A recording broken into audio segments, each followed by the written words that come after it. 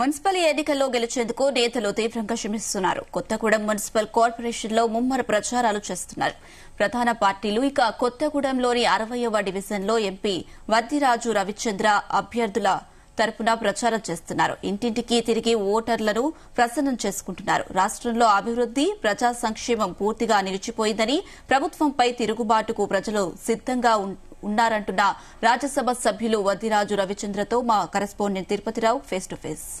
వ్యాప్తంగా ఉన్నటువంటి మున్సిపల్ ఎన్నికల నగరం మోగటంతో అయితే ఇక్కడ ప్రధాన పార్టీలు కూడా పెద్ద ఎత్తున అయితే పోటీ పడుతుంది. ప్రచారంలో భాగంగా అయితే కాంగ్రెస్ పార్టీ కావచ్చు, బీఆర్ఎస్ పార్టీ అయితే పెద్ద ఎత్తున అయితే ముమ్మరంగా ఈ యొక్క కార్యక్రమం నిర్వహిస్తున్న పరిస్థితి. ఈ రోజు జరిగేటువంటి ఎన్నికల ప్రచారంలో భాగంగా అయితే ఖమ్మం ఎంపీ వద్దిరాజు రవిచంద్ర గారు కూడా పెద్ద ఎత్తున అయితే ఈ యొక్క ప్రాంతంలో కూడా పర్యటించడం జరుగుతుంది. ప్రతి ఒక్క అభ్యర్థిని ఓటు హక్కును వినియోగించే విధంగా అయితే తెలుపుతున్న పరిస్థితి.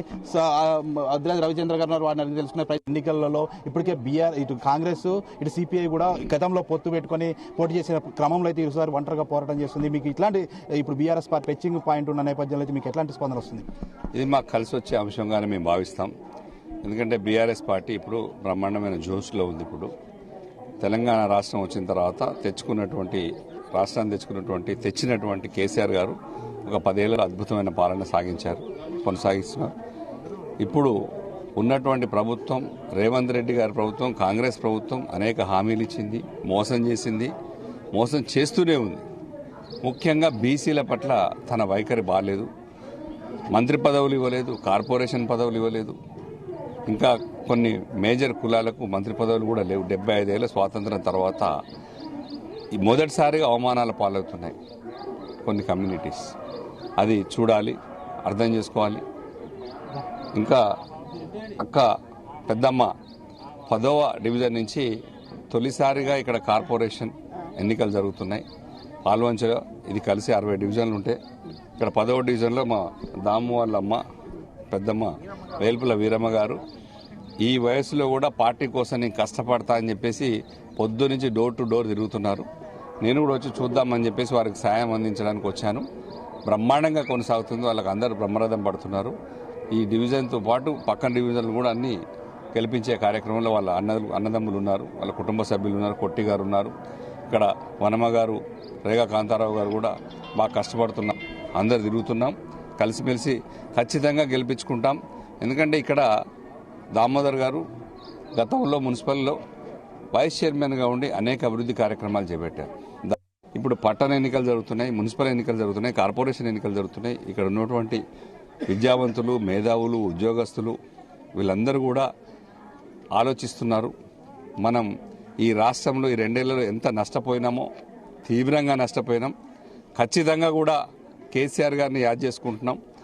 మళ్ళీ ఈ ఎన్నిక ద్వారా ఇక్కడ జరుగుతున్నటువంటి కార్పొరేషన్ని బీఆర్ఎస్ పార్టీ కైవసం చేసుకొని కేసీఆర్ గారికి కానుకగా ఇవ్వాలని చెప్పేసి ఇక్కడ ఉన్నటువంటి మొత్తం అందరూ మా కార్యకర్తలు కానీ, ఓటర్స్ మహాశయులు కానీ, అమ్మలు, అన్నలు, అక్కలు అందరూ కూడా కారు గుర్తుపై ఓటేయడానికి సంసిద్ధంగా ఉన్నారు, జోష్లో ఉన్నారు. ఖచ్చితంగా రేపు 11వ తారీఖు నాడు కారు గుర్తు బ్రహ్మాండంగా ఎన్నికలు జరుగుతాయి. 13వ తారీఖు రిజల్ట్ కూడా కారు గుర్తే వస్తుంది. తెలంగాణ రాష్ట్రం మొత్తం కూడా 60 డివిజన్లో మీరు ఎన్ని డివిజన్లు గెలుపొందే అవకాశం ఉందని మీరు ఊహించుకుంటారు? మేము ఒక 40 నుంచి 45 గెలుస్తామని ఖచ్చితంగా నమ్ముతున్నాం. మేము 42-45 సీట్స్. మా అభ్యర్థులు కూడా గతంలో ఇక్కడ ఉన్న వాళ్ళందరూ 60 మంది అభ్యర్థులు నామినేషన్ వేయడానికే లేరన్నారు.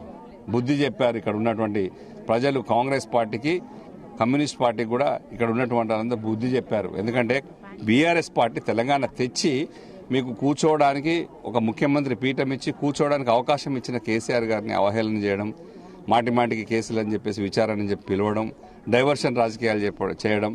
మీరు అభివృద్ధి చేయరు, పెన్షన్లు ఇయ్యరు, తులం బంగారం వేయరు, కళ్యాణ లక్ష్మి వేయరు, రైతు భరోసా వేయరు, మహాలక్ష్మి లేదు, ఏమీ చేయకపోగా కాలయాపన చేస్తూ కేసీఆర్ గారి కుటుంబాన్ని ఇబ్బందులు పెట్టే ప్రయత్నం చేస్తున్నారు హరీష్ రావు గారు. ఇప్పుడు మీరు ఏ ఒక్క పార్టీతో పొత్తు పెట్టుకుని ముందుకు సాగుతున్నారు? ఇటు కార్పొరేషన్లో కావచ్చు, ఇటు మున్సిపాలిటీలో, ఇటు అశ్వరపేట కావచ్చు, ఇటు ఇల్లందు, కొత్తగూడెంలో ఎటువంటి పార్టీతో పొత్తు? ఎక్కడ మున్సిపాలిటీ అక్కడ అనుకూలంగా వాళ్ళ పొత్తులు పోవడం జరిగింది. ప్రస్తుతం కొత్తగూడెం కార్పొరేషన్లో కానీ మా పార్టీకి ఎవరి పార్టీతో కూడా పొత్తు లేదు. మేము స్వతంత్రంగా పోటీ చేస్తున్నాం, మొత్తం సీట్లు పోటీ చేస్తున్నాం. ఖచ్చితంగా మా అభ్యర్థులు ముందున్నారు, విజయదుంది మోగిస్తారు. వార్డులు కానీ అందరికీ 75 గజాల భూమి ప్లేస్ ఇప్పించాను, డబుల్ బెడ్రూమ్ ఇప్పించాను. ఇంకోటి పోతే ఇప్పుడు ఈ వార్డు నుంచి ప్రత్యేకంగా కలెక్టర్ గారు నన్ను పిలిచి ఈ వార్డు బాగా చేసావు నువ్వు అని నాకు అవార్డు ఇవ్వడం జరిగింది. బెస్ట్ అవార్డు ఇచ్చిండ్రు. దీనికి నేను ఇంకా చాలా రుణపడి ఉంటాను. ఈ వార్డును చాలా డెవలప్ చేసుకోవడానికి మా అమ్మగారు ముందుకు వచ్చారు. మా అమ్మగారు పెద్ద వయసు అయినా ముందుకు వచ్చారు. మా అమ్మగారు చేస్తున్నారు.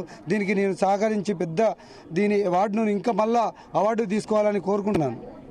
మొత్తంగా చూసుకుంటే మాత్రం జరిగేటువంటి ప్రచారంలో భాగంగా అయితే వద్దిరాజు రవిచంద్ర కూడా పెద్ద ఎత్తున అయితే ప్రచారం నిర్వహిస్తున్న పరిస్థితి. రాబో 11వ తారీఖు జరిగేటువంటి ఈ యొక్క కార్పొరేషన్ ఎన్నికల్లో గత బీఆర్ఎస్ పార్టీ విజయకేతన ఎగరేస్తుందని కూడా తెలుపుతున్న పరిస్థితి. ఇక్కడ కొత్తగూడెం కార్పొరేషన్ నుంచి అయితే ఎటువంటి పొత్తులు పెట్టుకోకుండా అయితే స్వచ్ఛంగా అయితే పోటీ చేస్తున్నాం.